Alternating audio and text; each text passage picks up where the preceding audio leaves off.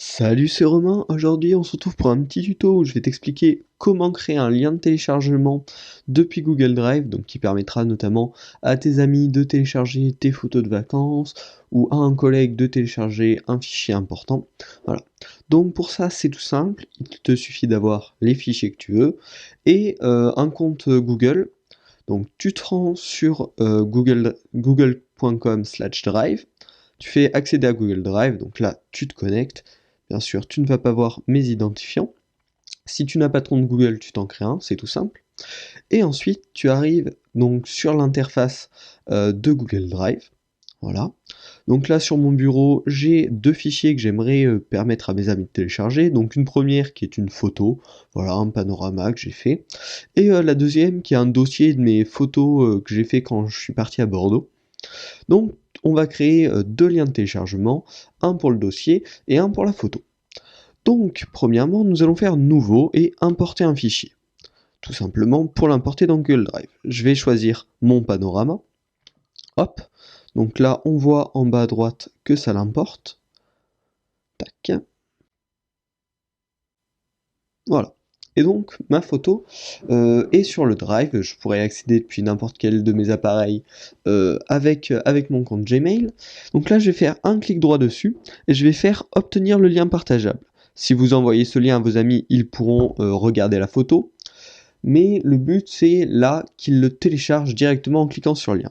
Donc ce qu'on va faire, nous, on va prendre le lien et on va prendre la partie qu'il y a après open point d'interrogation id est égal. Et donc là, on va prendre cette partie-là qui est en fait l'identifiant de votre fichier. Et donc avec ça, ce qu'on va faire, on va le marquer en quelque part, ici.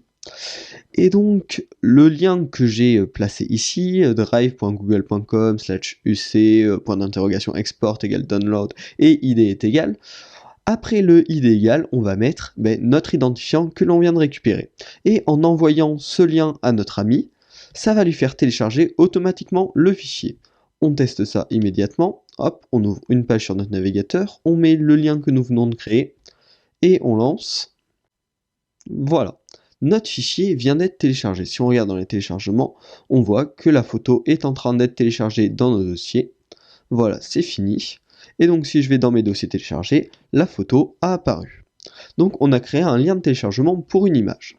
Maintenant, petite difficulté, c'est pour importer un dossier, car si on importe le dossier comme ça, on fait toujours importer un fichier, on prend notre fichier Bordeaux et on ne peut pas l'importer directement. Donc ce qu'on va faire, c'est qu'on va prendre ce fichier, on va le compresser. Donc si vous êtes sous Windows, il me semble qu'il faut un logiciel pour compresser. Alors on va compresser pour avoir un fichier zippé en fait. Donc voilà, là en compressant, ça m'a fait apparaître le fichier bordeaux.zip. Donc sur Mac, c'est clic droit sur le fichier, puis compresser Bordeaux, donc, car mon fichier s'appelle Bordeaux, voilà. Et donc là, on a un fichier zip. Et donc tout simplement, on va faire nouveau, importer un fichier. Et on va importer ce fichier bordeaux.zip. Voilà, pareil, on doit attendre comme tout à l'heure que ça s'importe sur Google Drive. Hop. Donc voilà, notre fichier est importé. On va utiliser la même technique que tout à l'heure. Obtenir le lien partageable. On récupère l'identifiant sur le lien que ça nous propose. Hop. Et donc on remplace l'identifiant de la précédente photo par l'identifiant de ce nouveau dossier. Et on va tester encore une fois. Hop, on copie ce lien. On le met sur notre navigateur. Hop. Et nous allons voir que ça va nous télécharger le bon fichier. Voilà, on voit que bordeaux.zip est en train de se télécharger. Donc en fait, vous faites cette technique, le lien download, vous l'envoyez à votre ami, il clique dessus, ça l'emmène sur son navigateur et ça lui fera télécharger le fichier automatiquement. Donc c'est une petite technique qui est assez pratique, je l'utilise notamment sur mon blog consacré à Adobe XD pour permettre à mes viewers de télécharger des fichiers que je leur propose.